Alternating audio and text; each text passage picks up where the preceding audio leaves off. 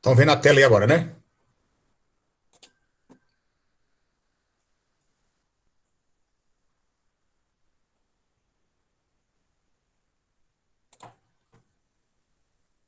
Tá bom.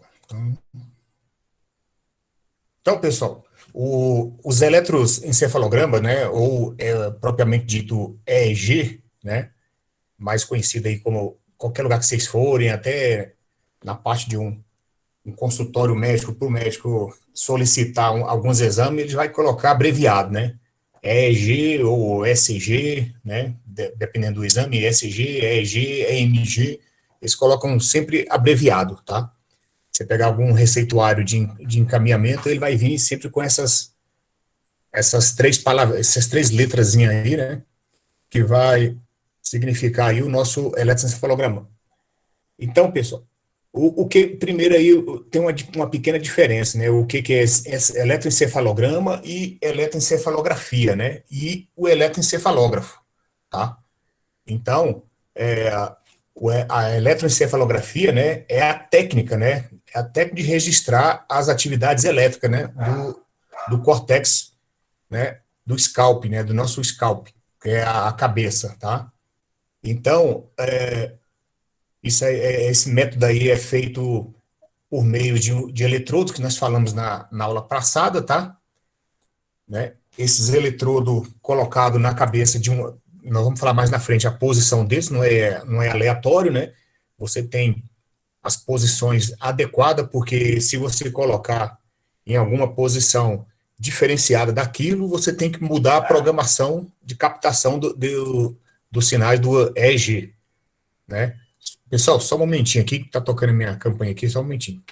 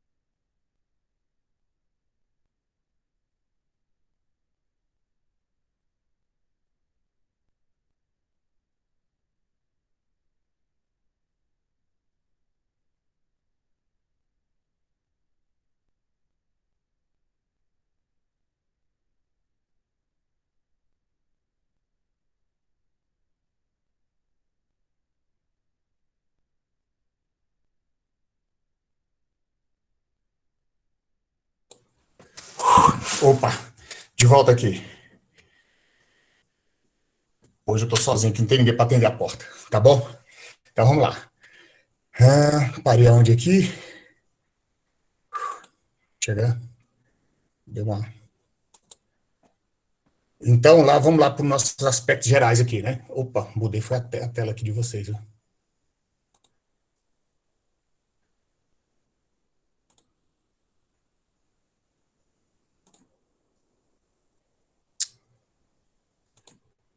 Tá, então vamos lá. Qual a tela que vocês estão vendo aí, por favor?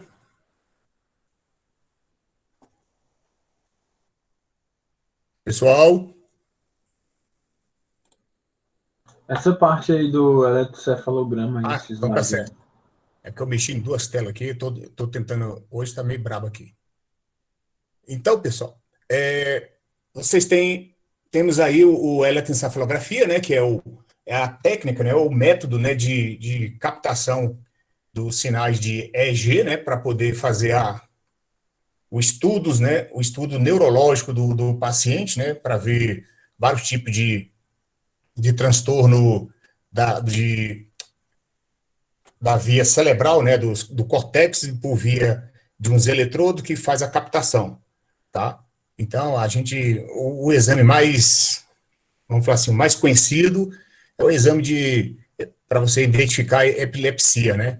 Epilepsia e morte cerebral, né? Então, é os exames mais utilizados com o equipamento de EEG. E tem outras recomendações, né? Então, crianças com déficit de atenção ou crianças imperativas, né?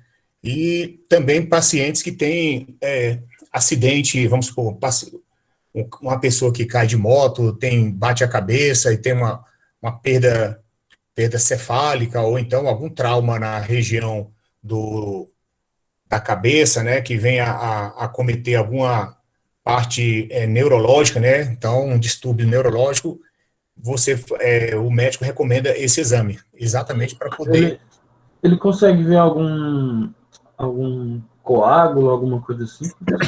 Não, esse exame, ele não é um exame visual, tá? Ele é um exame só de diagnóstico, tá? Ah, O, tá, ele só vai ver as ondas, né, eletro... exatamente, ele vai ver a atividade, né? Ele não vai ver, esse exame quer dizer, tem um equipamento desse aqui que ele, além de fazer a captação elétrica dos neurônios, né? Ele também consegue fazer um mapeamento da atividade cerebral naquela localidade, né? Então a gente chama de mapeamento cerebral, tá? Que é um EEG mais aperfeiçoado, né? Então, além dele fazer a, a escrita, né? Que a gente fala que é o encefalograma, né? Que é a escrita do traçado, né, a gente chama, né? Traçado de EEG. Você também consegue fazer o mapeamento daquela região do cérebro, né? Onde teve um trauma ou aonde não está tendo tal atividade. Aí é o mapeamento cerebral. Esse é visual, tá? No caso da eletrocefalografia aqui, não, do EEG é só traçado mesmo, só atividades elétricas, tá?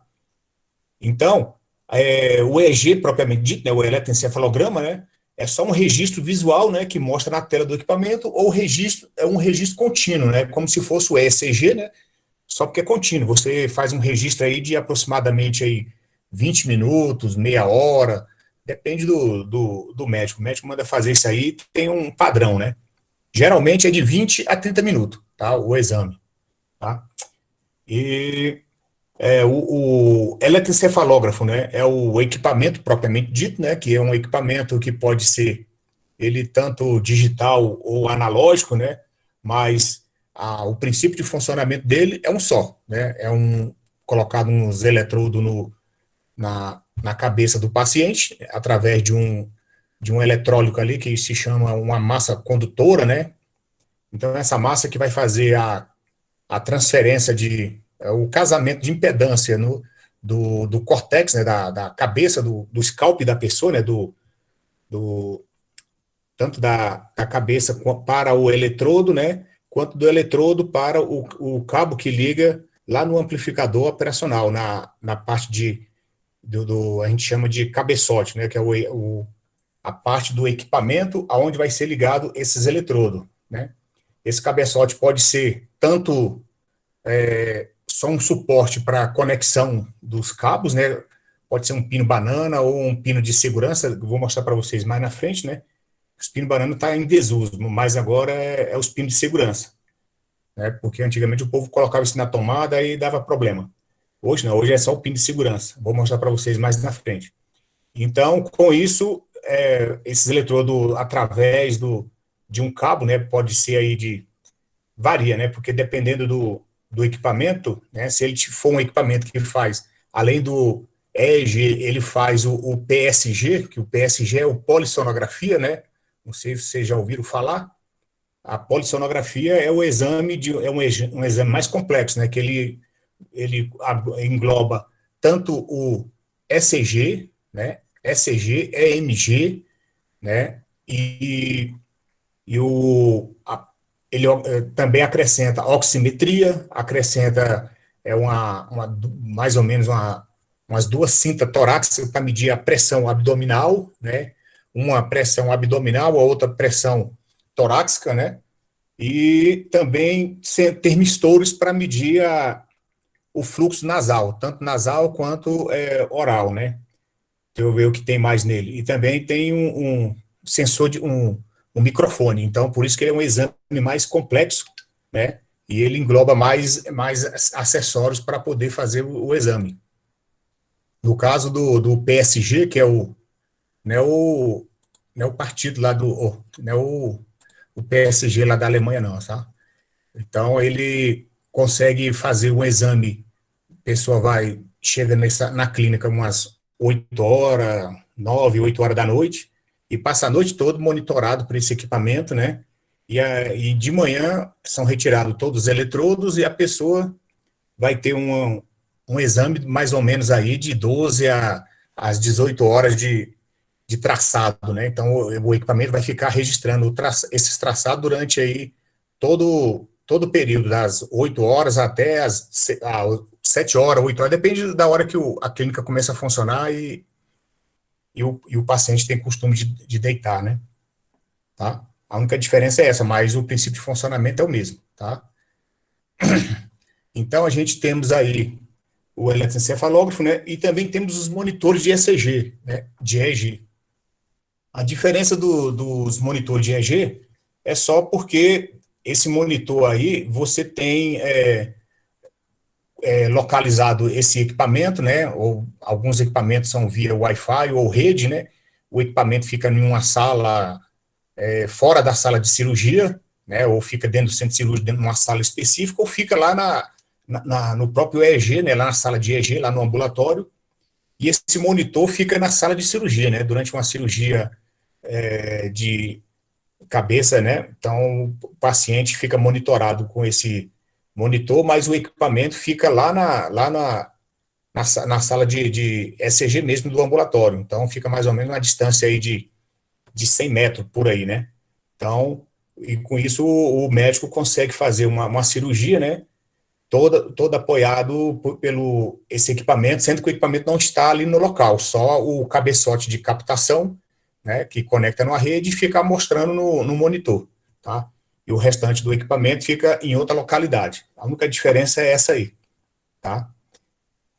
Então, o histórico aí, né, tem um histórico a partir de 1874, né, o Calton observou atividades elétricas usando o eletrodo no cérebro de animais expostos, né, isso é só para uma pequena demonstração de quando que começaram a haver esses estudos, né. E o Hans Berg, né, foi o que demonstrou mesmo que o cérebro tinha pulsação rítmica, né, dependendo do tecido, né, e que modificava com a idade, né. Então, quer dizer, se você vê os estímulos de um bebê, né, para quem já teve oportunidade, se você vê o traçado de um bebê, é magnífico, né, tem várias, vamos falar assim, ele é bem intenso, né, bastante atividades, né, são vários traçados, e conforme o andamento do tempo, essas atividades vão diminuindo, né. Eu sei que hoje, daqui para frente, as atividades vão ficar menor ainda, né, porque o povo tem preguiça de pensar, né. Então, quem tem preguiça de pensar de tentar resolver as coisas por si só, né, ficar dependendo só de outras ferramentas, ele para de utilizar o cérebro e o cérebro para de ter suas atividades, né, que é a, as transmissões neurais, né. Então, você começa a matar seus neurônios antes do tempo. E já está tendo estudo que já está demonstrando isso, viu? As nossas crianças de hoje, o pai A criança nasce, não deixa ela brincar na terra, não deixa ela desenvolver as habilidades de uma criança para aquela idade que ela está, né? Já a criança nasceu, já coloca um tablet na mão dele, né? E bota aquele joguinho com aquelas luzinhas para ficar hipnotizando as criancinhas, né? Isso aí eu vejo isso aí com tanto desgosto, né? Mas vamos ver, né? O que vai dar no futuro, né? Então, são crianças que vão, no futuro aí, vai ficar todas dependentes, né? Se tirar um objeto da mão dela, né, um objeto eletrônico, acabou a pessoa, não sabe fazer mais nada, né? Então, esse é um dos problemas. Então, se a gente começar a estudar esses traçados neurais dessas crianças aí, com o passar do tempo, vamos ver que o padrão desse traçado vai ficar alterado em comparação ao padrão de umas crianças, né? Vamos falar aí de 10 anos atrás, né? 15 anos atrás, que não tinha tanta tecnologia, tá? Hoje em dia ninguém grava mais telefone, né? Então, quer dizer, a pessoa mal grava o telefone dela, né? E o da casa dela. E o restante são tudo os agendas do celular, do computador. Ninguém tem mais a preocupação de gravar nada. Então, esse esse problema nosso aí de hoje, das tecnologias, causa isso aí, né? Então, mata os neurônios. Você não está mais usando a sua atividade, né, neural para poder fazer o aprendizado dos neurônios. Então, é um dos problemas, tá? E a origem aí da atividade elétrica cerebral, né? Então, pessoal, o encéfalo, né, a cabeça, né, então é o nosso crânio aí, a caveira o coco aqui, né, então ele só faz um revestimento, né, do nosso cérebro, né, o nosso cérebro tem a meninge que protege, é uma camada bem fina que protege todo o crânio e a medula espinhal, né, então, dentro dessa camada, né, está o nosso cérebro, né, e essa massa cinzenta, né, que até hoje todo é motivo de muitos estudos, né, então, e para vocês verem uma coisa que não tem, assim, tanto significado se você pegar uma massa cefálica e colocar no microscópio para você tentar ver aí os neurônios, né, só com um super microscópio, né, de espectrometria aí para a gente conseguir chegar nos neurônios, né? Então é uma massa, a gente só sabe o seguinte, é uma massa cinzenta que dentro dela tem uma atividades elétricas, tá? Então, dentro do cérebro aí, né, então o, o nosso encéfalo, né, é dividido aí em três partes, né? É o cérebro, o tronco encefálico, né, e o cerebelo. Então, são essas principais partes do cérebro, né? O cérebro, né, formado aí pelo hemisfério cerebrais, né, ou telencéfalo, né, e pelo diencéfalo, né. Isso aí eu não sei se a professora Tatiane vai comentar com vocês, né. Então é uma parte lá do sistema neural. Eu acho que ela deve falar para vocês se não já falou, tá? Tanto ela vai falar do coração quanto vai falar do sistema nervoso central, tá? Então, o hemisfério cerebral aí se divide em hemisfério direito e esquerdo. No equipamento de EEG, isso é bem definido, tá? Porque você tem eletrodos que são colocados na parte esquerda do cérebro. O cérebro é dividido em duas partes, tá? Tanto esquerdo como direito, porque nós temos funções que são interligadas, né? Então, temos o equipamento, ele faz uma comparação do hemisfério direito com o hemisfério esquerdo e plota aí a sua onda, né? Então, dentro dessa configuração, que é chamada configuração 10-20, vou mostrar para vocês mais na frente, como é que é colocado os eletrodos na cabeça para fazer a captação do EEG, tá? Então, aqui, o desenvolvimento do encéfalo humano, né? Então, tá aí desde da 25ª semana, né, até a formação total do cérebro, né, na formação do corpo humano e na idade já adulta, tá? Então, nós temos as áreas aí também já definidas, né? Então, nós temos áreas aí do globo ocular, temos a área auditiva, a área temporal, a área visual, a área occipital, parietal, angular, né? Cada área dessa é responsável por uma característica e função do nosso corpo, tá? Então, o cérebro, se você, dependendo do trauma que tem, ou no hemisfério que você tem, se é direito, esquerdo, frontal ou posterior, você tem algum sintoma no seu comportamento neural, né? Então, vai ser, dependendo vamos falar assim, do trauma, né? Você vai ficar sem o movimento, vai ficar sem a fala, né? De visão distorcida, né? Pode afetar aí o sistema nervoso central, você pode ter problema até para respirar, né? Aí precisa de ter um, um respirador portátil, então tem vários aspectos e dependendo do trauma que ocorreu no córtex, tá? Então, aqui tem uma visão, né? Se vocês observar bem aí, você vê que tem aqui, ó. Aqui a gente vai falando no modo, né? No linguajar do médico, né? Então fica muito complicado. Por isso que eu falei rápido aqui. O ideal é vocês observar essa imagem aqui, ó. Essa imagem eu tenho aqui, ó, do lado esquerdo, né? Então eu tenho aqui, ó, a regiões. Então, se eu tenho um trauma nessa região aqui, né? Eu tenho um trauma aqui na abdominal, né? Então aqui eu tenho barriga, né? Aqui eu tenho, se vocês observar aqui, ó, tenho o nariz, né? A boca, tá? Os olhos, né? Mão, né? Antebraço, braço, meia cabeça, ou então lateral esquerda, né? Então, tenho pernas, né, pés, né, órgãos genitais, né, tanto masculino como feminino, né. Você observa essa imagem aqui. Aqui em cima você pode ter uma meio corpo, né, meio corpo que indica todas as suas funcionalidades, tá? O cérebro é feito nesse mesmo estilo. E aqui eu tenho o lado, né, feminino, a mesma coisa, tá? Então, por isso que o povo fala que tem um povo que pensa com o lado feminino. Então, tá aí o cérebro explicando tudo, tá? Então, voz, olhos, olfato, né? Têmporas, nariz, unhas, tá tudo interligado, tá? Então, ó, a região cortical aí, né? Especializada que a gente fala, tá? O tronco cefálico ou tronco cerebral, né? Formado por meséfilo, né? O ponte ou meséfilo, o bulbo mentecefalo, né? Responsável pela conexão do córtex cerebral, cerebelo e medula, tá? Que é onde vai levar todos os estímulos nervosos para poder fazer a função de integração de várias funções do nosso corpo. Se você levanta a perna, mexe o dedão do pé, né? Sente uma coceirinha na unha, tudo isso é trafegado, né? Pelo esse tronco encefálico, tá?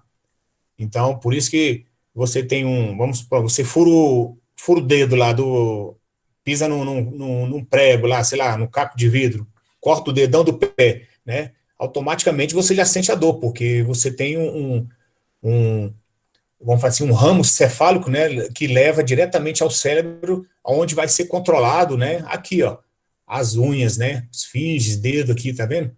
Então, tem uma região especializada. Se essa região é danificada, né, no cérebro, você pode cortar o pé todo que você não vai nem sentir dor, né? Porque primeiro tem que ter o estímulo, né, para poder ter a resposta, né? Tá? Então, se o cérebro está com essa má formação ou algum desequilíbrio, né, nesse órgão, né, nessa parte cerebral, você não tem o estímulo correspondente, né, a resposta ao estímulo correspondente, né. Então, deixa eu passar aqui mais para frente, que tem uma coisa mais interessante aqui, né. Aqui é só uma formação dos neurônios, né. Então, isso aqui é o que está dentro daquela massa cefálica nossa aí, né. Então, nós temos aí uma camada molecular, né, a camada granular externa, a camada de célula piramidais, né? São células especializadas, né?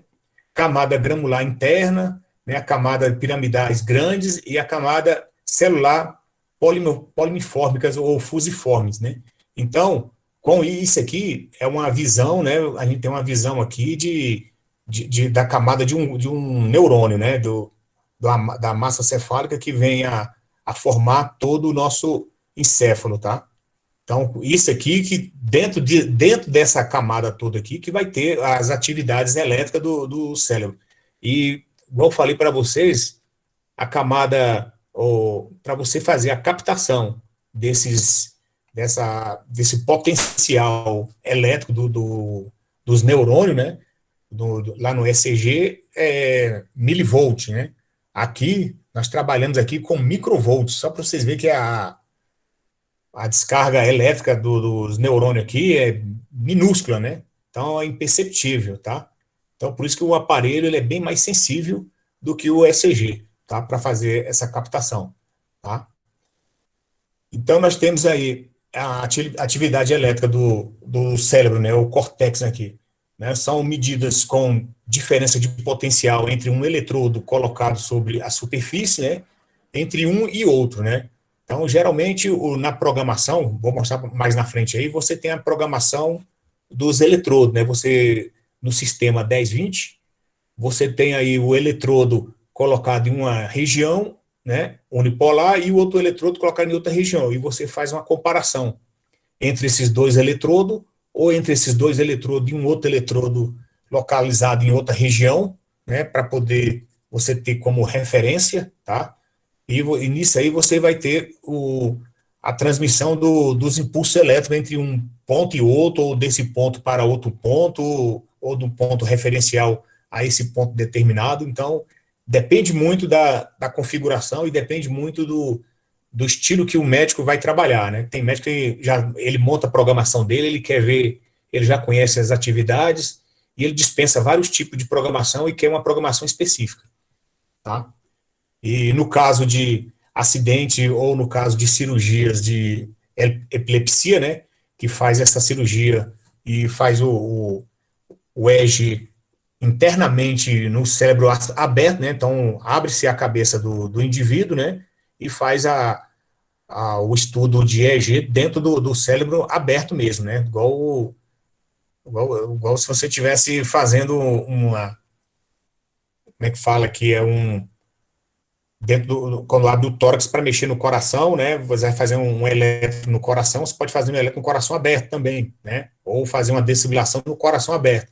No caso do encéfalo aqui, você pode fazer a medição, né? O médico faz a soltura lá da parte que está danificada, né? Que a epilepsia são distúrbios, né, de potenciais elétricos, né? Destoante do normal, né? Por isso que a pessoa tem uns piripaque aí devido a descargas elétricas, né, fora do tempo, né, elas não são temporal e com isso causa alguns distúrbios que vêm a afetar outros neurônios do lado e com isso gera uma reação em cadeia e a pessoa entra em, em vários, como é que fala aqui, entra em delírio, né, delírio não, desculpa a palavra, né, é como se entra uma espécie de confusão mental, mas eu queria falar para vocês aqui, entra, como é que fala aqui, desculpa a palavra aqui, mas eu vou lembrar aqui, eu falo para vocês aqui, tá? Então, vamos lá. Então, o, o neurônio aqui, tá? Aqui é só uma visão mais amplificada do neurônio a nível celular, tá? Então, aqui eu tenho os dendritos, né? E o meu corpo celular. Então, a sinapse, ela ocorre, né? Se vocês observar aqui, ó, eu tenho uma sinapse que ela ocorre, não tem um contato físico do meu dendrito com o meu outro neurônio, né? Então, quer dizer, eu tenho uma sinapse através de é, impulso de cálcio aqui, né? Então, eu vou ter uma troca iônica entre esses dois contatos, né? Da minha sinapse aqui do meu dendrítico, né? Para o meu corpo celular. Com isso, eu vou ter a comunicação, eu vou ter a troca de potencial aí, né? E tudo isso é a nível celular, né? E a nível químico, tá? Então, eu vou ter uma troca iônica aí para poder fazer a movimentação dos meus elétrons e os meus neurônios começarem a comunicar um com o outro, tá? Então, eu não tenho conexões, né, física neles. As conexões são todas iônicas, tá? a nível celular, tá? Então aqui eu tenho uma amostra aqui do meu sinal de EEG, né? Então eu tenho dependendo das minhas entradas, né? Entradas sinápticas aí do meu dendrítico, né? Então eu tenho todo uma comunicação, né? De dendrítico às outras sinapses que vai ocorrer no meu dendrítico para o meu axônio, tá? Então eu faço um fluxo de corrente que vai ser devida a essa troca iônica, né? Com isso vai fazer o movimento dos meus elétrons e com isso eu consigo fazer o registro, né? Captar esse registro lá no meu EEG, tá? Através dos eletrodos, dependendo da minha posição e dependendo da configuração que eu quero estudar, tá? Então, aqui eu tenho o registro das minhas ondas cerebrais, tá? Que são diagnosticadas, né? E registradas, né? Então, eu tenho aí a minha onda delta, a teta, a alfa e a beta. Então, para cada tipo de onda, né? Eu tenho uma frequência e amplitude de tensão que vai ser captada no meu ECG, no meu EEG, tá? A minha amplitude dele aqui, ó, igual eu falei para vocês, ó, é 100 microvolt, né? Então é uma coisa bem pequena, né? Então é o padrão da minha onda delta, né? Então a minha onda delta, ela é menor que quarto hertz, né? Então só para você ver, é bem pequena, né? A área principal dessa onda delta é no meu lobo frontal, tá? Então eu tenho esse meu formato de onda aqui, ó, tá? É o formato de onda delta. Então, se vocês verem no traçado de ECG, esse formato de onda é o formato da onda delta, tá? Então, ele indica aqui que a pessoa está num sono profundo, principalmente em adulto, tá? Então, esse é o tipo de onda que você vai ver no traçado, tá? A onda teta, né? Ela também é uma onda pequena, né? Ela é menor ainda, ela é de 20 microvolts a 10 microvolts no adulto. Então, quer dizer, conforme a pessoa vai ficando velha, você vai perdendo intensidade da minha tensão, tá? Do meu traçado. Mas a frequência continua a mesma, tá? Então eu tenho aqui o meu formato de onda também, ó. O formato de onda de sonolência é diferente do formato de sono, né? Então, sono profundo, sonolência, né? Então, eu tenho essas duas formas de ondas particulares, tá? Onda alfa é de 8 a 13 Hz, né? Geralmente é em bebê e crianças, né? E adulto já é com 50 microvolts, né? Então, aí eu tenho essa pequena diferença aí, tá? Então, eu tenho, só para falar aqui, ó, essa onda teta aqui, ela é mais no lobo temporal, tá? O lobo temporal é do lado direito e do lado esquerdo, mais ou menos a aproximação das orelhas, tá? E a onda alfa, ela é mais apresentada, né, nos eletrodos que são colocados na área occipital parietal, né? No lobo é, intercostal aqui, né? Vamos falar aqui nas costas, né? Na nuca, né? Então, occipital e parietal são na nuca, tá? Então, aqui eu tenho aqui repouso, olhos fechados, olhos abertos, né? Então, é o estado de vigília, né? Então, você tem aqui, diferentemente do, do pulso, né? A onda alfa, né? E pode vir com esses 4 padrões aqui, ó, tá? A gente observa aqui, até pensa que pode ser tudo igual, mas quando você vê isso aí, você registrando isso aí durante meia hora, você vê todas essas alterações, né? As fases do sono. Porque o eletroencefalograma, a pessoa faz o exame com os olhos fechados, né? Então, quando a pessoa fecha os olhos, automaticamente já dá aquele. Se o cara estiver um pouco cansado, já entra em sono, né? Pelo menos dá aquele cochilo. Então, você vai alterar de várias ondas aqui, né? Alfa, teta, né? Delta e onda beta, né?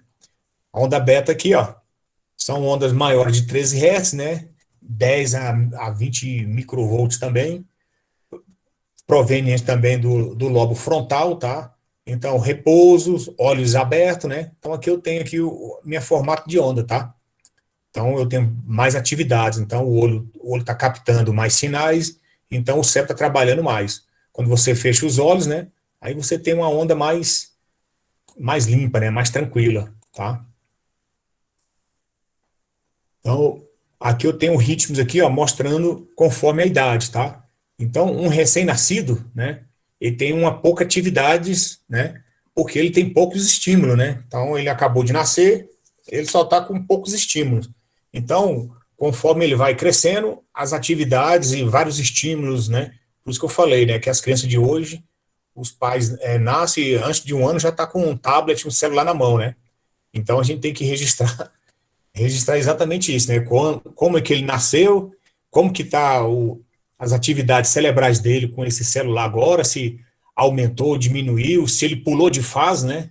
Porque uma das coisas também piores da fase de construção neural, né? E até intelectual do ser humano, né? É pular fase, né? Então, quer dizer, você não pode pular fase. Então, a criança de um ano tem que estar lá mexendo, tem que estar lá andando na terra, tem que estar lá mexendo, enfiando o dedo na tomada, ligando, desligando, conhecendo o mundo, né? Não pular de fase, né? Então, aí 2 anos você já tem uma outra atividade, porque ela já conhece mais o mundo, já conhece mais as coisas, já começa a falar, né? 3 anos, né? Já começa a entender várias coisas, né? Já começa a interagir e por aí vai, né? E 7 anos, aí depois, quando você está na fase adulta, né?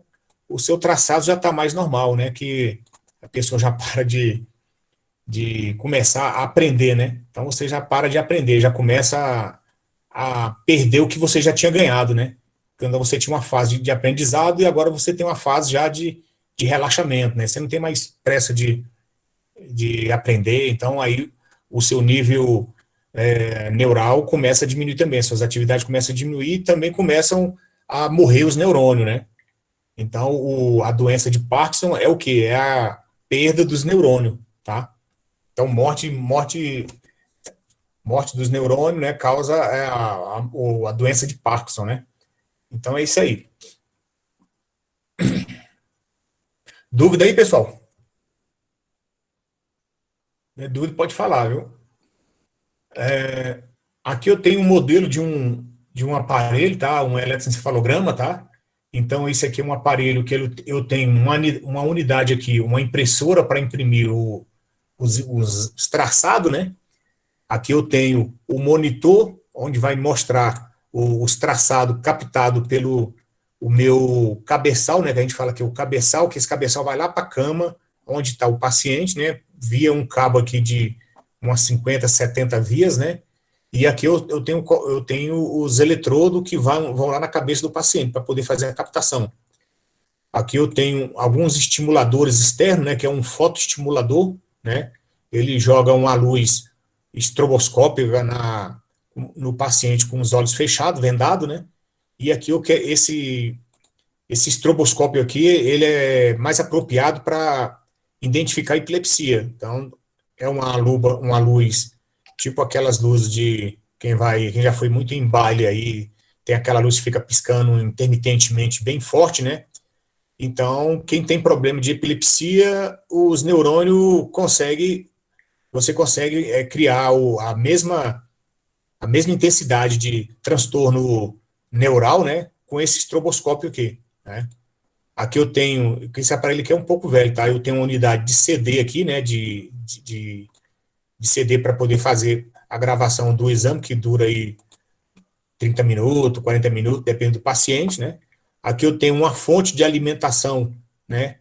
Uma fonte de alimentação isolada, tá? Essa fonte aqui, ela é uma fonte isolada, ela não tem conexão com a parte elétrica da rede, porque ela usa-se nesse equipamento um autotransformador exatamente para poder tirar, né, tirar ou tentar pelo menos reduzir a parte de interferência elétrica que vem da rede, né? Então eu possuo aí um autotransformador, tá? Então aqui, ó, como é que funciona, né? Então, no meu scalp aqui, né, que é a cabeça do paciente, né, eu conecto os eletrodos. Esses eletrodos podem ser de agulha, era os usual aí na década de 80 para baixo, né? Usava agulha. Hoje não, hoje já usa uma conchinha de de um metal já conhecido, que é o AgCl, né, que é prata, cloreto de prata, ou de ouro, né? O ouro é o ideal, né? Um fio de cobre que vai conectado num alojamento aqui, que a gente chama um conector de entrada ou módulo de cabeçote, tá? Que a gente fala aqui, né? O painel de conexão dos eletrodos, o head box, que é o cabeçote, tá? Aí eu tenho um seletor de montagem, igual eu falei para vocês, dependendo da área de estudo ou tipo de programa que o médico esteja trabalhando, ou ele está acostumado a fazer seu exame, ele seleciona a programação que ele acha mais conveniente trabalhar, né? Que ele conhece. Aí eu tenho, né, tanto para o hemisfério direito como o hemisfério esquerdo, o meus pré-amplificador, né? Os pré-amplificador, tá? Eu tenho os meus controles de filtro e sensibilidade, porque eu tenho, dependendo do meu traçado lá, eu tenho que aplicar alguns filtros, né? Vai que entra um ruído, o paciente está muito nervoso, aí entra tremor muscular, eu tenho que aplicar uns filtros de EMG, né?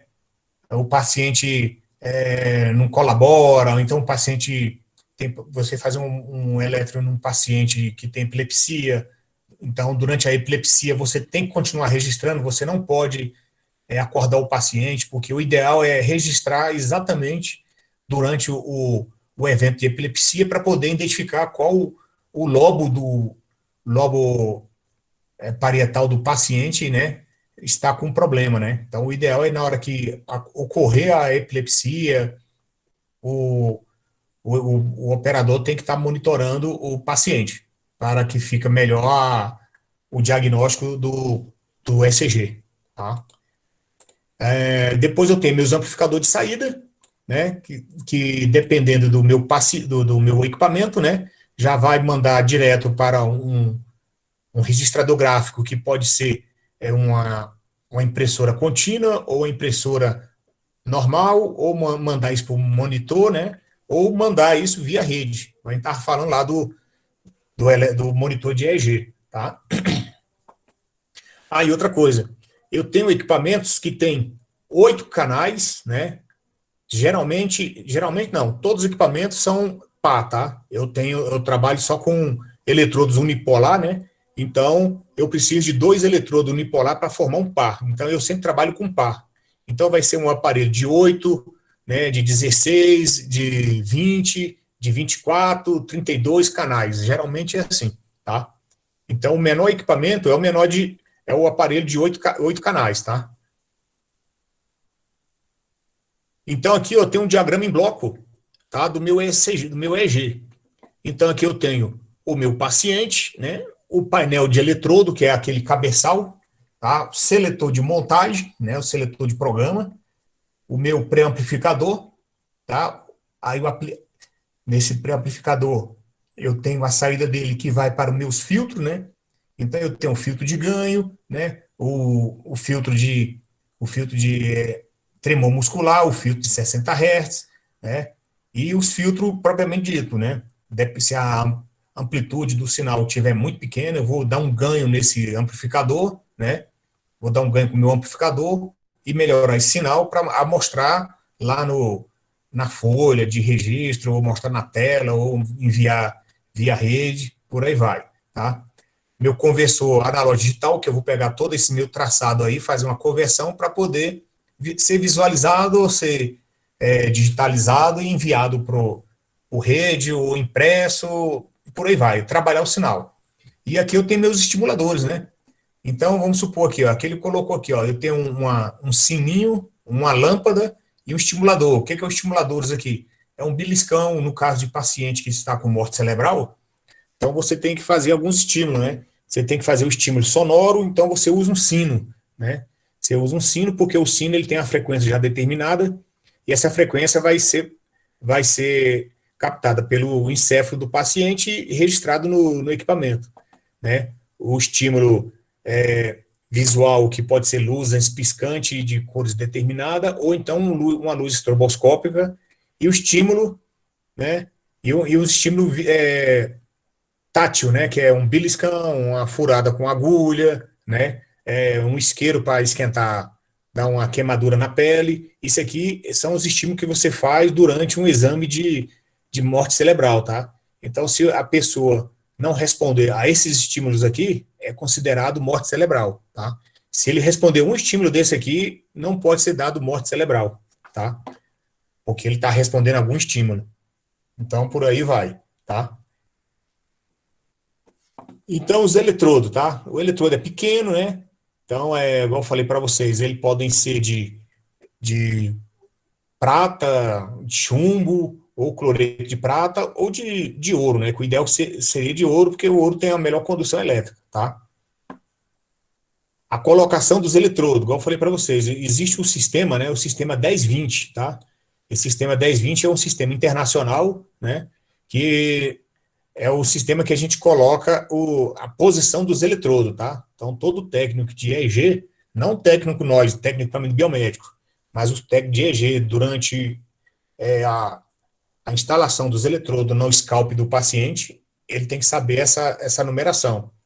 Tem muita gente que não segue isso aí, né? E faz um exame todo esquisito e não sei como é que os médicos dão um laudo, mas o povo não faz isso aqui adequadamente, tá? Então, aqui, ó, são eletrodos de AGCL, né, que é o prata, cloreto de prata, né, formato de um discozinho, uma conchinha, né, que vai com a pasta adesiva, como eu falei, por exemplo, uma pasta condutora, né, chamado de colóide, ou gel condutivo, ou massa condutora, por aí vai, tá? Então, o sistema 1020 é esse aqui, ó. Por que chama 1020? Porque eu tenho aqui, ó, é, eu tenho umas dimensões, né? Da minha têmpora aqui, eu tenho 10 centímetros, né? Mais ou menos 10 centímetros. Então, se eu tenho 10 centímetros aqui, eu tenho que puxar 20 centímetros para cada um ponto desses outros aqui, ó, tá? Então, eu tenho que dividir a cabeça em 10, 20. Se eu puxo 10 por um lado, né? Então, eu tenho que mover 20% para o outro, né? Então, são os intervalos já pré-determinados, tá? São os espaçamentos. Essas letras aqui são letras já definidas, tá? Então eu tenho aqui, ó, do lado esquerdo, né? São todos ímpares, tá? Então eu tenho FP1, F7, T3, T5, O1, P3, C3, F3, são tudo ímpar. Do lado direito é o lado par. Então eu tenho FP2, F4, C4, P4, O2, né? F8, T4, T6, A2, tá? Então aqui, ó, eu tenho o lado direito, né? Direito é par, e o lado esquerdo é ímpar. A mesma nomenclatura, né? Se eu tenho FP1 do lado direito, eu tenho FP1, FP2 do lado esquerdo. Só vai mudar porque um é 1, outro é 2, tá? Do lado direito é par e do lado esquerdo é ímpar, tá? E eu tenho os pontos centrais, né? Que é o PZ, né? É o FZ, CZ, PZ. Todos eles terminam com Z, tá? Então, os centrais são todos Z, tá? E eu tenho os lobos, né? Os lobos frontal, que são o PG1, né? E o PG2, né? São os nasofaríngeos, né? São colocados bem na têmporas, tá? E os occipitais aqui, ó, são colocados aqui na nuca, tá? Estão bem embaixo da nuca. São os únicos diferentes aqui, né? É o O1 e O2, né? O FPG, desculpa, o PG1 e o PG2, tá? E eu tenho aqui nas têmporas, né? Que é o A1, né? E o A2, tá? Então tem o lado direito e o lado esquerdo, tá? Então esses são os referenciais auricular, tá? Então são esse tipo de eletrodo, são essa nomenclatura e esses eletrodos que são colocados na cabeça do paciente. E lá na nossa chave de programa, o cara monta a programação, né? Antigamente a gente montava essa programação numa chave seletora. Então você tinha que soldar cada fiozinho desse na chave seletora. Quando o cara quisesse mudar o programa, ele girava a chave e essa chave ia conectando a montagem que o médico determinou, tá? E era um rio de dinheiro montar uma chave de programa dessa aí, tá? Então aqui eu tenho para mostrar para vocês aí, ó, os eletrodos, né? É um eletrodo de discozinho, né? Então ele parece uma conchinha, tá? Uma conchinha com um orifício, né?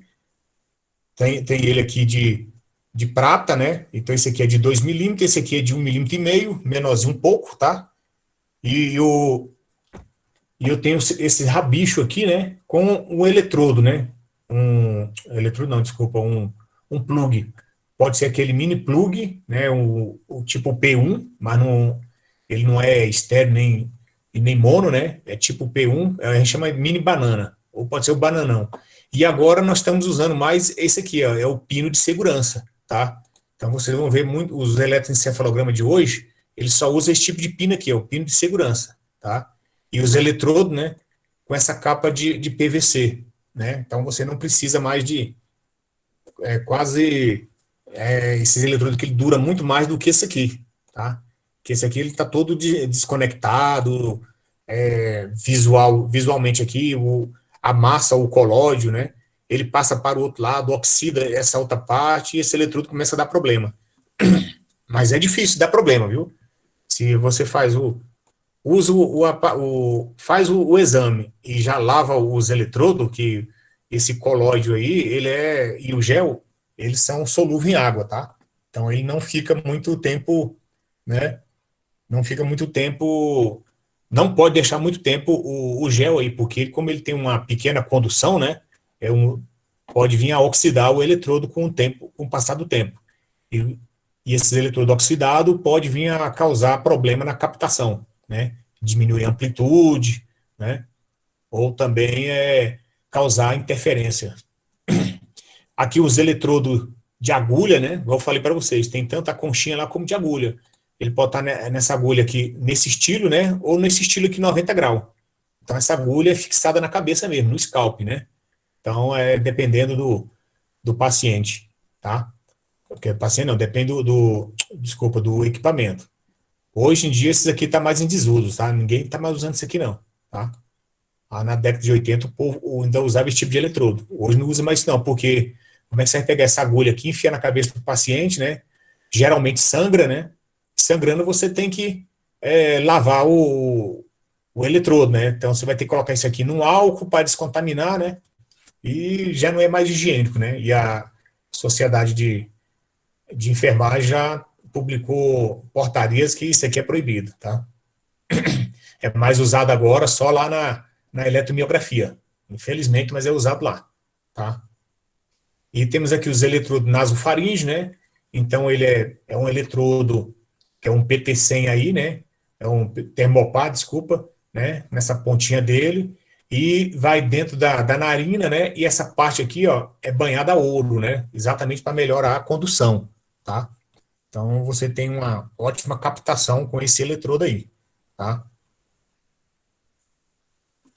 Também tem os capacetes que o povo não gosta de usar, porque dá um trabalho danado para você fixar isso aqui na cabeça do paciente, tá?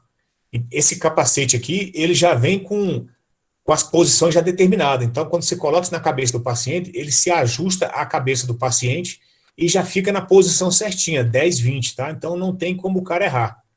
Mas, como isso aqui dá um trabalho danado para colocar, o pessoal prefere colocar aleatoriamente, né? Mas o ideal é esse aqui, esse capacete não tem como você errar, tá?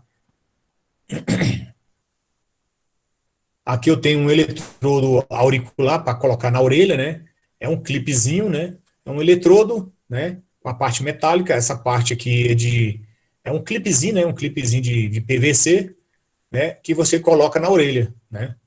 Só porque isso aqui com o tempo vai dar um estancamento do sangue, né? Então você não consegue, incomoda muito, né? Então não é muito usual isso aqui. Então é melhor pegar um eletrodo e colocar direto na orelha, tá? E aqui eu tenho um outro aqui, eletrodo, né? Esse aqui é o que eu falei para vocês, né? Esse aqui, ele é montado em um suporte, né?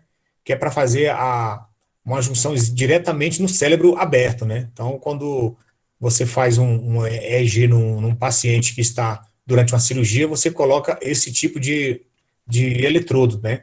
Para fixar na cabeça e conseguir um traçado diretamente do local da cirurgia que o médico acabou de fazer da epilepsia, tá? Aqui nós temos aqui a interface, né? Que interfere, que nós temos que somar lá no nosso amplificador, tá? Então você tem aqui o scalp, né? a primeira pele aqui, a scalp a derme aqui do nosso couro cabeludo, né? A parte interna, né? Tem aqui a parte do, do, do crânio, né? E depois eu tenho a parte epitelial, né? E até chegar no seu, na sua camada que você vai chegar na subcutânea, que é a camada interessante para a gente fazer a medida, né? Então eu tenho que somar aí a parte subcutânea, a derme e a epiderme, né? Fora ainda os produtos químicos, né? Então eu tenho aí shampoo, tenho cremes, né? Tenho o suor propriamente dito e tem o cabelo, que é uma parte mecânica, né? Então, no careca é fácil fazer eletrocefalograma, agora no cara cabeludo é complicado, porque o eletrodo, você coloca o eletrodo no cabelo, o cabelo vai empurrar o eletrodo. Então eu crio uma nova camada aqui, uma capacitância que atrapalha a minha conchinha ali, né? Conectar perfeitamente no scalp, né? Então, com isso, eu gero, né, um circuito que é o circuito de meia célula, né, que a gente estava falando lá do ECG, né? Então, aqui eu tenho o eletrodo, né? Eu tenho aqui um gel condutor, né? E aqui a minha camada da derme, né? Que é a minha camada da derme subcutânea, né? Para poder fazer essa medição. Então, com isso, eu tenho exatamente essa fórmula aqui, ó. Eu tenho um potencial de meia célula, né, com a capacitância resistência e resistência, que é do próprio eletrodo, né, porque eu tenho um elemento metálico, né, ou é prata, cloreto de prata, ou cobre, com cobre e depende do banho dele, né, se for banho de prata ou banho de ouro, né, eu tenho aqui uma resistência do gel, né, que o gel tem que ter uma pequena resistência condutiva, né, e aqui eu tenho, né, dependendo da minha camada aqui, né, do meu tecido epitelial aqui, mais o córtex, mais o shampoo que foi utilizado, né, eu posso acrescentar mais outros circuitos, né, adjacentes que vai adicionar ao meu eletrodo, né, para fazer a captação, né. Então, quer dizer, até para chegar na minha resistência que eu quero ler mesmo a minha camada subcutânea lá do córtex, né, eu tenho toda uma indutância, né, de entrada aqui, uma impedância de entrada muito alta, tá? Então, dependendo do meu eletrodo e do meu sistema de captação, eu vou ter aí essa grande diferença de potencial com todos esses elementos para poder fazer a soma e sair o meu sinal. Olha só o que vocês precisam de fazer para melhorar o sinal para ser captado, registrado, né, para o médico poder ter a leitura exata do EEG. Isso para cada canal. Se um eletrodo tiver desbalanceado, né, vou só acrescentando mais potencial de meia célula, tá? Então, na montagem, eu tenho aí, ó, lado direito, né, e lado esquerdo, né? Então, eu tenho meus eletrodos, né? Então, eu tenho os eletrodos que eu posso fazer uma captação, né, monopolar, eu posso pegar unitariamente cada ponto e referenciado ao terra. Então, eu vou pegar cada ponto desse aqui e eu vou ter um sinal. Ou eu posso pegar pontos determinados e fazer a soma desses sinais e conseguir plotar um sinal com referente a dois pontos, né? Chamado de bipolar. Então, eu posso pegar aqui dois elementos, né? Pode ser do mesmo lado referência ou pode ser de lados opostos, né? Igual eu falo, depende da configuração do meu traçado, tá? Ou da configuração da minha programação. Se eu quero estudar o lado direito, eu faço uma programação para estudar o lado direito todo, comparando um a um, depois é o primeiro com o segundo com o terceiro com o quarto, ou o quarto, ou todos com uma referência na orelha, ou com a referência central. Eu posso fazer várias referências, ou fazer uma referência do lado esquerdo com o lado direito, né, para ver o meu estudo, tá? Então aqui, ó, só uma referência aqui, para vocês verem. Eu posso pegar aqui, ó, eu posso pegar dois pontos aqui no lado direito, né, lado esquerdo, né, ou eu posso pegar, né, mais dois pontos aqui com referencial ao auricular aqui, ó, minha orelha, né? Eu pego o meu ponto aqui Geralmente isso aqui vai ser o FZ, né? O FZ não, esse aqui vai ser o F7, o F8, né? Com referencial ao A1, A2, tá? Só um exemplo para vocês verem, né? Aqui eu tenho o meu painel, que eu falei para vocês, esse painel que está, a gente chamado mais de cabeçal, né? Então, o cabeçal que vai ligado todos os meus eletrodos no paciente, tá? No estilo de colocação, coloco na cabeça do paciente e ligo, né, através do borne do pino de segurança, cada elemento representante da sua configuração. Então, aqui eu tenho um cabeçal, né, de um aparelho aqui. Esse aqui é um aparelho japonês, né, o Nihon Kohden, né, o EG Nihon Kohden. Os japoneses são expert nisso aí, tá? É o japonês e os franceses. E aqui eu tenho os eletrodos, ó. É o eletrodo FZ, né? FZ, CZ, PZ, né? E aqui, ó, FP1, FP2. Aqui, você olha na cabeça do paciente, de cima da cabeça dele, você tem aqui o lado esquerdo, né? E o lado direito, tá? Todos bem referenciados, tá? Então, aqui eu tenho um ganho de uma amplitude, né? Amplitude não, aqui é o seguinte, esse aqui é para mostrar a impedância do meu eletrodo. Eu seleciono o eletrodo, tá? E checo ele aqui, ó. Como é que eu faço isso? Eu pego o eletrodo e conecto ele ao terra. Conectando ele ao terra, eu vou colocar esse eletrodo em curto. Então é como se fosse um multímetro para medir um sinal, o sinal de continuidade, sinal não, para medir a continuidade de um eletrodo. Então eu pego o eletrodo e conecto ele ao terra. Conectando ele ao terra, eu pressiono essa chave check aqui, né? E ele vai me indicar o eletrodo se está bom ou não. E eu posso aumentar a impedância dele, para verificar essa impedância dele, se ele está aqui vezes 1, né? Ou vezes 10, tá? Então, quer dizer, se eu não conseguir, o ideal é que eu medisse ele aqui em vezes 1, tá? Porque quanto mais próximo de zero o meu eletrodo tiver, melhor será o meu eletrodo, né? Então, eu tenho que ter uma resistência zero exatamente para poder diminuir essa impedância aqui, ó, né? Essa impedância eu tenho que reduzir. Para reduzir ela, eu não posso acrescentar mais nenhuma resistência nesse conjunto aqui de eletrodo, de elementos de impedância, tá? O que mais tem aqui no meu cabeçal? Aqui eu só tenho os LEDs que indicam os eletrodos que estão bom ou ruim. Ele vai acender verde se tiver ok, e amarelo se tiver mais ou menos, e verde se tiver ruim, tá? Aqui eu tenho outros canais, né, unipolares para ligar outro tipo de eletrodo. Aqui eu posso ligar uma cinta torácica, uma cinta abdominal, um sensor de fluxo, né, um sensor de eletrocardiograma, um sensor de tíbia, né, e por aí vai, tá? Então são canais unipolares que eu posso interligar no meu aparelho. O que mais? E aqui é um modelo, né? Só um modelo para vocês verem como é que funciona o eletroencefalograma, tá? Então, aqui eu tenho o meu amplificador de instrumentação, tá? Meu amplificador de instrumentação. Eu tenho aqui o eletrodo colocado no córtex do paciente, né? E aqui eu tenho o modelo matemático, né? Que vai me dar o meu traçado de saída, né? Então, aqui eu vou ter um sinal correspondente, né, do meu traçado, tá? Como é que se faz a referência do meu traçado de EG, tá? Então, vamos lá. O circuito, esse aqui, ó, eu até falei, é um equipamento, ó, é o ECG 4414K, né?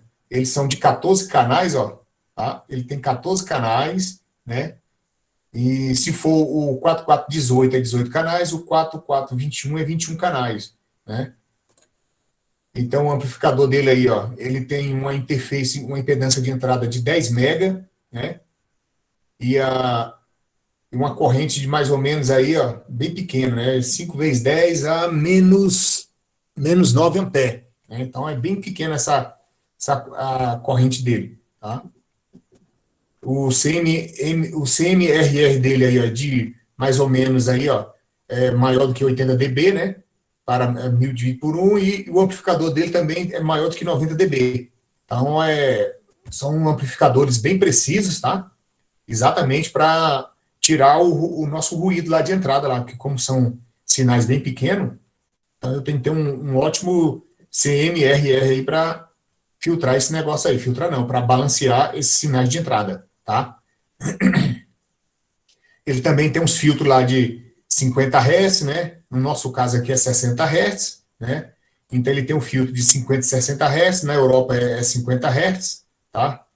Então, e tem as frequências dos meus filtros, né? Que ele tem os filtros de corte dele aí de 35, né? A 70 Hz, e os filtros de passa-faixa aí, ó, né? De 150, 500 e 1K, né? E mais uns outros filtros aqui também de 3 Hz, de 120 até 3 Hz, né? Dependendo do estudo que o médico vai fazendo, tá? Então, tem os padrões e tem algumas outras frequências que os médicos querem atuar, tá bom? Aqui mais o filtro dele de entrada é um circuito um amplificador de instrumentação, a gente já foi falado, né? Existe equipamentos que ainda tem galvanômetro, tá? Então, com galvanômetro dá um trabalho de calibrar, mas dá para calibrar, mas é os mais precisos, né? Pode vir com galvanômetro e um estilete com pena escritora, que essa pena pode ser tinta ou jato de tinta, né? No caso de pena, ele possui um reservatório de tinta, né? Que é ligado através de uma conexãozinha, uma mangueirinha que vai para um estilete, esse estilete com essa pena, né? Passando no papel, o próprio papel vai sugando a tinta desse reservatório de tinta aí, né? Para fazer a escrita. No caso do jato de tinta, já é mais uma impressora normal, tá? Mas esse de galvanômetro e estilete aí é complicado. São os equipamentos mais antigos, mas até hoje não existe deles aí no mercado, tá? Lá no UNB mesmo tem um lá dele para estudo lá que o médico lá faz estudo em rato, gato, por aí vai, tá? Alguns equipamentos mais novos aí já tem o processamento de sinais, então já o traçado já sai bonitinho, inclusive já sai falando que tipo de onda que se é onda delta, onda alfa, já mostra qual estado que está o paciente, né? Já tem uma introdução de IA dentro do nosso microprocessador, né? Então o aparelho já dá o laudo também, é igual o eletroencefalograma, o eletrocardiograma lá, já dá o laudo para o médico, já dá o pré-laudo, né? Aí cabe ao médico aceitar ou não, né? Alguns já consegue também fazer a transformada de Fourier, né? Para quem o pessoal da eletrônica aí da engenharia já conhece, né? Então trata os sinais aí no domínio da frequência, né? E permite decompor os registros aí, né? Em frequência para fim de captação, né? De compactação de sinal, que fica mais interessante, tá? O que mais interessante para vocês aqui, um estilo de traçado aí, ó, né? Então aqui eu tenho os canais de EEG, ó. Esse aqui são meus tipos de traçado, que vai ter 1, 2, 3, 4, 5, 6, 7, 8, 9, 10, 11, 12, 13, 14, 15, 16. Ó, esse aqui é um EEG de 16 canais, né? 16 canais, e ele tem mais alguns outros canais para fazer avaliações, né? Então ele soma mais os outros canais e vai fazendo algumas avaliações. Eu não conheço esse aparelho aqui. Deixa eu ver se mostra o nome dele aqui. Não mostra.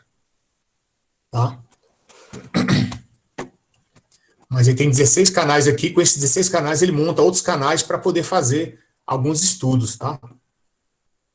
Então, aqui eu tenho uma outra forma de onda aqui, né?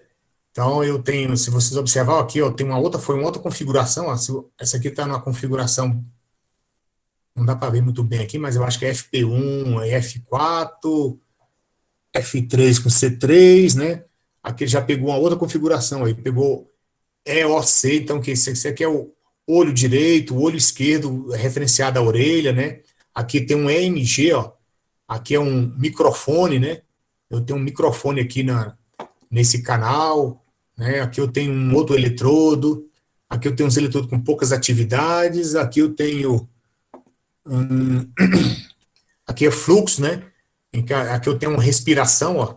Então aqui eu tenho um sensor de respiração e aqui eu tenho uma técnica de, né, um espectro de frequência, né? Todos os sinais aqui me é mostrado no espectro de frequência, tá? Ele faz um mapeamento aqui, né? Tipo mapeamento cerebral, né? Mas é só para mostrar um mapeamento espectral aqui do meus níveis de sinais, tá? Aqui do estimulador que a gente falou, né? Isso aqui é um fotoestimulador que vai me gerar uma frequência, né? Um estrobo aí, né? Uma lâmpada de xenon, né? Então eu tenho uma lâmpada muito forte aí para poder dar esses flash de um estrobo, né? Dar um flash aí durante o estudo do paciente, principalmente aqueles que têm epilepsia, tá? Tem a duração aí de 20 a 30 segundos, dependendo da programação, tá? Então, ele entra em algumas programação, né? Pode ser feita na hiperventilação, né? Durante a hiperventilação do paciente. Então, que você faz várias coisas. E aqui o que eu falei para vocês, né? É o PSG, né? Então, aqui eu tenho um traçado, né? Uma tela de um computador, que eu tenho vários traçados, vários sinais sendo captados, inclusive um eletrocardiograma aqui no último canal, ó. Eu tenho um eletrocardiograma aqui, e aqui eu tenho o eletrodo já fixado na paciente, aqui eu ainda tenho uma câmera que está ligada, né, no meu equipamento, ele me mostra aqui a câmera, a imagem do paciente. No caso de paciente que vai fazer o PSG, né, o paciente fica em um quarto dormindo e a técnica fica numa sala de controle, né? Geralmente ela controla aí de 2 a 5 pacientes na noite toda, né? Ela faz exame de 2 a 5 pacientes, depende do laboratório, né? Mas a média é de 2 pacientes por laboratório, né? Mas tem uns metformin aí que coloca aí 6 pacientes de uma vez para uma ou duas técnicas ficar trabalhando. Aí com essa câmera aí você consegue visualizar o paciente através de uma câmera com zero lux, né? É uma câmera noturna que você tem que observar o paciente à noite e você não pode ligar a luz, né? Então, você fica vendo o paciente à noite para ver os movimentos dele. Se o paciente movimenta muitas pernas durante a noite, se ele vira para um lado, para o outro, levanta, então tudo é registrado, tá? E aqui eu tenho umas especificações gerais dos meus equipamentos de ECG, de EEG, né? Então aqui eu tenho a parte de amplificador dele, né? Se o amplificador dele é portátil, se não é portátil, né? Se ele pode ser removível, né? Ou não, né? Quantos canais tem, né? A sensibilidade, o tipo de filtro, tá? CMRR, que é o ganho dele em dB, né? Verificação de eletrodos, uns é manual, outras são automática, né? A impedância do meu pré-amplificador em ohms, tá? Se o armazenamento vai ser no próprio HD, se vai ser num pendrive, se vai ser num disco rígido, DAT, mandar via o Wi-Fi, mandar via rede, por aí vai, tá? Se o monitor ele é alfanumérico, colorido, 15 polegadas, porque quanto melhor a qualidade do monitor, né, e a resolução de pixel do meu monitor, eu tenho um traçado mais fidedigno, tá? Então, a qualidade do meu traçado vai tá de acordo com a qualidade do meu monitor, tá? Se a impressão vai ser contínua, se vai ser numa folha de ECG mesmo padrão, aquela contínua, ou se vai ser numa impressora normal, ou se vai ser numa laser, se depende. Depende do tipo de impressão. Se o paciente vai levar alguma amostra do exame no laudo ou não, tá? Anotações, as montagens, se as montagens vai ser fixada no próprio traçado do paciente ou não, se o cara não, se vai ter nenhuma ou alguma já montada ou se o cara vai ter que escrever, né? O fotoestimulador, se ele tem fotoestimulador com controle por software ou programável, né? E o peso dele aí, tá? Então tá aí, ó. Esse aqui é um aparelho mais antigo, né? É um Nihon Kodo também, só porque esse aqui é feito com folhas, né? Contínuo, né? Aquelas picotadas, né? Tipo sanfonada, né? Então ele vai saindo aqui o exame e vai já ficando as folhas todas, né, nessa bandeja aqui. Então fica uma bandeja aí com mais ou menos aí umas 80 folhas aí mais ou menos de exame, né? Porque fica de 30 minutos de exames sendo gravado, né? As folhas estão aqui embaixo, ó, vocês podem observar, as folhas estão aqui embaixo, ó. Então essas folhas são sanfonadas, né? Entra aqui na impressora, né? Aqui tem um reservatório de tinta aqui em cima, né? Reservatório de tinta que vai para umas penas, escritor, essas penas vai escrevendo no papel e o papel do exame vai ficando aqui, tá? O cabeçote, né? E o meu estimulador, meu fotoestimulador. Esse aí é o Neurofax 2110. Então, esse cara aí tem 10 canais, tá? Aqui o outro modelo, né? Outro modelo que ele é mais antigo, ele tem uma unidade de disquete aqui, né? Nem CD, é disquete, tá? Aqui um outro modelo também, né? Esse aqui é o Grass, né? Também é um aparelho americano, muito bom pra caramba, né? E tá aqui, ó. Eu tenho a unidade de CD, tenho a minha CPU e meu monitor e o fotoestimulador, tá? Todos atendem a IEC 60601, né? Tá? Na questão de segurança e aplicações elétricas, né? Então, tá aí, ó. As indicações para o uso do EEG, né? Então, são para distúrbio de consciência, né? Quadro clínico, né?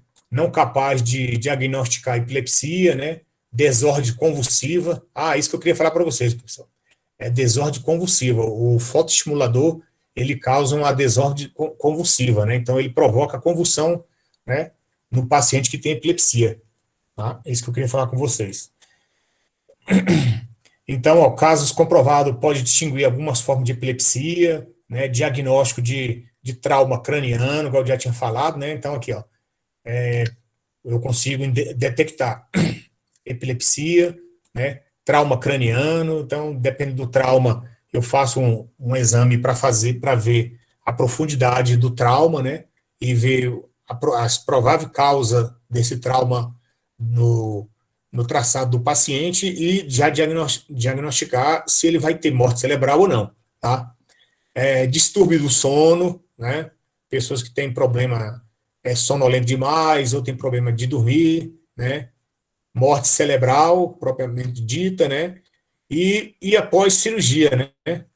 Monitoramento do paciente após cirurgia, tá? Então, depende da cirurgia, né? Faz um monitoramento do ECG para ver se o cara está voltando normal. Hoje já existe um equipamento, né? Que é chamado o BIS, né? O BIS ele faz o que o eletroencefalograma faz. O que que acontece? Quando o paciente vai para uma cirurgia, né? E ele é anestesiado, aí as suas ondas cerebrais ficam, vamos falar assim, bem mais lenta, né? Então, as suas ondas ficam com a frequência bem lenta. E quando esse paciente vai voltando, vai acabando a anestesia, essas atividades vão se acelerando, né? Então, eu tenho mais atividades. E esse BIS, ele consegue detectar isso aí, e o anestesista vai e aplica mais anestésico no paciente. E também serve para o anestesista dar a quantidade de anestesia necessária para que não venha a causar tanto transtorno ao paciente, né? O interessante da anestesia é fazer a analgesia de acordo com o tipo de cirurgia, não seja prolongada para não dar muito distúrbio, né? E o paciente tem que voltar logo. Então, o nosso BIS, né? Ele é exatamente para fazer isso. É um equipamento que ajuda o anestesista durante a cirurgia, tá? Então aqui, ó, eu tenho um ECG normal, né? Eu tenho atividades elétricas, né? E aqui eu tenho um morte cerebral, né? Um traçado de morte cerebral. Então eu não tenho nada no traçado, né? Então, além do eletrocardiograma, porque o cérebro morre, mas o coração continua funcionando, né? Porque o coração é independente lá do cérebro, né? Apesar que os dois se comunicam, mas o coração funciona aí. O cara pode ter morte cerebral, o coração dele está funcionando, tá? Então aqui eu tenho um tipo de traçados, tá? Então aqui, ó, Eu tenho um traçado aqui, vocês podem ver que eu tenho aqui os formatos de onda, dependendo da minha, da minha amostra aqui, da minha atividade elétrica, tá? Tranquilo aí? Dúvidas? Tranquilo, professor. Perguntas? Aguardando aí. Professor, quais são os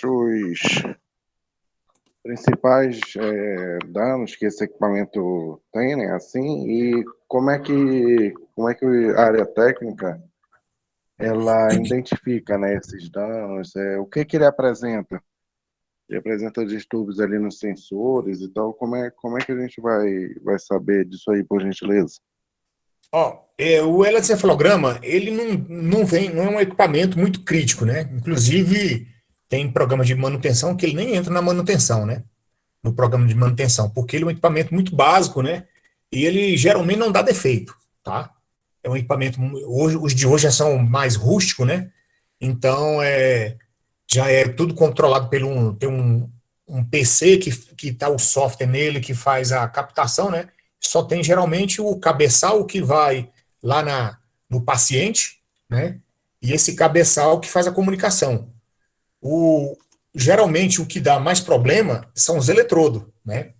Os eletrodos aí é o que dá mais problema no caso de ECG, de EEG. Por quê?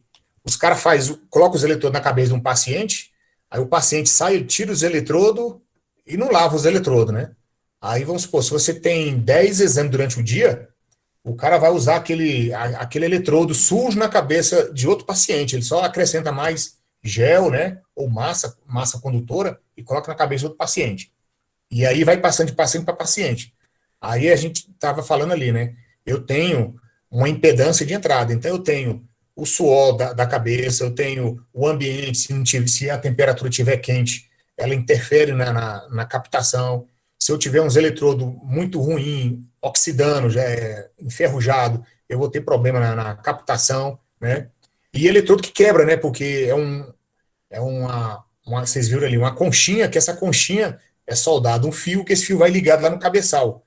Então, ou ele quebra lá no cabeçal, a técnica ficar tirando e colocando, né? Ou ele quebra no cabeçal, ou ele quebra aqui na conchinha, né?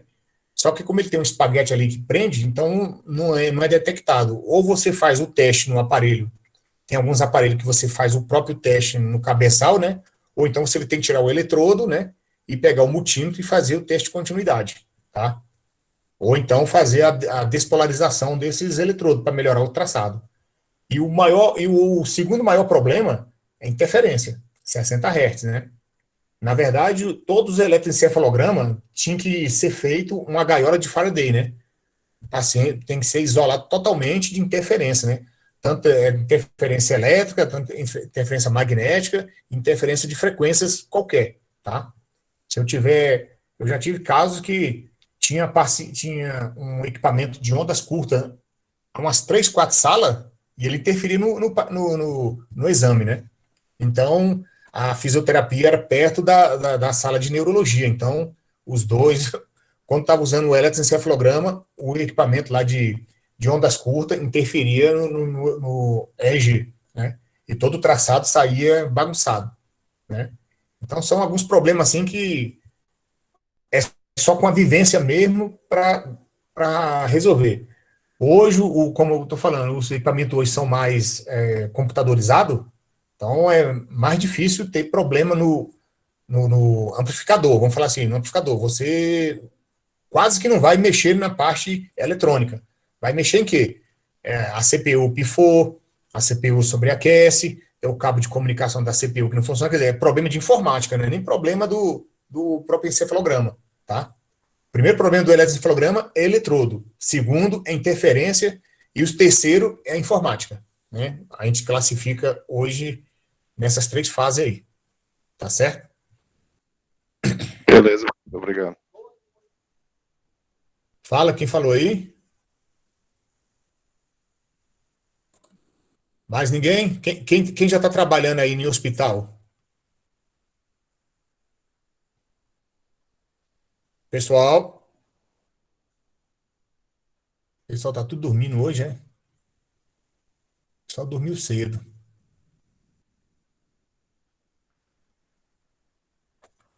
Pois é, pessoal. Então, é isso aí. Se ninguém quer comentar, tá? Eu vou deixar lá esse material, tá? Esse material e um outro que eu estou preparando aqui. E vou fazer uma atividade para a gente finalizar essas duas disciplinas, tá? Da semana passada e a de hoje. Do eletrocardiograma e do eletroencefalograma. Tá ok? Para a gente finalizar essa nossa atividade. Tá bom? Aí por hoje Vai ficar até quando, professor, disponível? vai ficar até domingo disponível. Ah, Tá? beleza. Tá? De hoje a domingo. Tá? Todas as nossas atividades, ela se inicia na segunda e se encerra no domingo. Tá bom? Tranquilo. Então, eu vou deixar lá para vocês já. Vou estar montando aqui, vou estar subindo tudo agora na plataforma lá para vocês dar uma revisada, né? A aula ficou gravada, tá? E tanto essa aula quanto a outra ficou gravada, então vocês podem verificar isso aí. Vou colocar mais alguns vídeos lá de ajuda, alguns artigos também falando sobre eletroencefalograma e eletrocardiograma, tá? E alguns links para endossar a atividade que vocês irão fazer. Ok? Você vai fazer chamada agora? Já peguei o nome de todo mundo aqui, Ítalo já está aqui, tá? Eu já peguei o nome de todo mundo que está aqui na sala, né? Então eu vou fazer a chamada agora aqui e finalizando por hoje, tá bom? E por hoje aí é só. Guardo vocês aí, tá? Como é que tá? Vocês na terça-feira ainda tá tendo outra atividade ou não? A gente não sei que são duas turmas, né? A nossa TEB 3, não. Acabou. Ah, de vocês não tem não, né? Não. Tem um projeto, né? Ah, tá. Mas o projeto é de quem? Da Tatiana ou quem que é? Não, isso aí é aquele negócio do IF mais empreendedor lá, não sei se você tá Sim. sabendo. Mas o que vocês estão fazendo lá no IF+. É que tem um pessoal, né, uns empresários aí, a gente está prestando tipo um serviço de consultoria, né? Sim. Entrar na área, nesse ramo aí e tal. Mas e aí, tá conseguindo? Como é que é? Sim, a gente está desenvolvendo uns projetos, né? Com o pessoal lá. Bem interessante. O importante é vocês têm que estar sempre na área, porque senão isso aí é uma coisa boa que vocês já vão tendo visão do que está tendo, né? Tendências, né? O importante é trabalhar sempre com tendências, né? Que aí fica legal para vocês, né? Sempre estar na frente aí do que está acontecendo dentro da nossa área, né? Por isso que é bom esses projetos aí. Certo? Então, e também procurar. Eu coloquei aí, acho que eu coloquei semana passada, tinha um link aí de uma empresa que estava pegando técnico aí, né? Eu não sei se vocês chegaram a ver, tá? Eu acho que eu não vi, não. Não, mas eu coloquei no grupo, porque eu coloco e eu mesmo coloco, depois eu apago do meu, né? Quando eu mando para vocês, eu mando, passa meia horinha, do meu eu já pago, né? Eu acho que era da Orbis e tinha. Acho que o menino mandou ali o dele. Aí tinha do Grupo Santa também que eu mandei. Acho que era o Grupo Santa também, que era aqui de Brasília, estava precisando de técnico também. Esse aí eu vi. Pois é, aí eu sempre mando aqui no grupo, mando para você, mando para todo mundo lá. Aí vocês têm que correr e fazer, mandar o currículo logo porque o processo seletivo lá, não sei como é que é lá, né? Então vocês têm que ver isso aí. Tranquilo? Assim, quando eu fico sabendo de alguma coisa, eu sempre mando para vocês. Tá? Que é interessante o interessante é já participar e já entrar logo na área, né? Porque o nosso curso aqui ele é muito superficial, né? Então, principalmente esses agora que nós estamos fazendo tudo online, aí fica mais superficial. Não tem previsão, não, de voltar, nada? A gente já Rapaz, está acabando, né? Pois é, está acabando o semestre e semestre que vem, por enquanto, vai ser online. Eu ouvi dizer que as aulas voltam agora em agosto, não sei se eu ia... Não, isso aí é na rede pública, né? Na rede do GDF. Rede... Ah, tá. No federal, que nós somos federal, né? Federal ainda, por enquanto, é online. Pode ser que comece online, né? E vai ter um intercalamento aí, né? Algumas aulas. Eu mesmo já falei lá que eu prefiro a aula prática, né? Pelo menos a gente vê uma parte teórica aqui e marca aí semana sim, semana não, dependendo da turma, né? Leva aí uns 5 alunos, né? Para fazer uma parte prática. Eu já falei isso com o pessoal lá. Aí eu estou esperando para o semestre que vem ver se vamos ter alguma coisa prática. Inclusive, eu estou preparando eu acho que eu falei para você semana passada, estou preparando um FIC, né? Tipo assim, um FIC de estágio interno, né? O aluno fazer o estágio interno, né? Mexer com os equipamentos, ver o que ele vai ver lá fora, tá? Para aqueles que não têm ainda, não trabalha, que está fazendo o curso e ele está sem estágio, Ah, isso tá aí é certo? interessante, professor. Isso é bastante interessante, isso aí. Pois é, aí eu tô montando, que já está montado, né? Só falta agora voltar às atividades mesmo, porque por enquanto tiver essa pandemia assim, quer dizer, o ideal era o seguinte, né? Os professores vacinados, os alunos, pronto, aí ficava legal, né? Porque pelo menos tá todo mundo vacinado, tem uma desculpa, né? Porque tem alunos que ainda não vão ser vacinados nesse momento. Nós, professores, todos já fomos vacinados, né? Nós, professores, os vigilantes, o pessoal da assistência, todo mundo já foi vacinado. Agora, os alunos, alguns foram vacinados, outros não, né? Então, como é que a gente não tem como saber, né? Para o técnico subsequente, é mais fácil porque a maioria já são de maior, né? Então, a gente considera que a maioria já estejam vacinados, né? Agora, no caso do ensino médio, que todos são abaixo de 18 anos, né? Ninguém foi vacinado ainda, né? Aí tá nisso aí, né? Volta o subsequente, depois volta o pessoal do ensino médio, aí tá tudo estudo ainda, né? Então vamos ver como é que fica. Mas a minha já sinalizei lá, falei, ó, a hora que for para voltar, se for para voltar intercalado, se for para voltar pelo menos turma reduzida, 2, 3 alunos, sei lá, eu já estou disponível, né, para fazer a aula prática, tá? E por aí vai, tá bom? Então, pessoal, por hoje é só, tá? Eu vou fazer a chamada aqui, já fica lá e vou já postar as atividades lá depois, tá bom? Depois vocês dão uma olhada lá. Tranquilo? Tá ok, professor.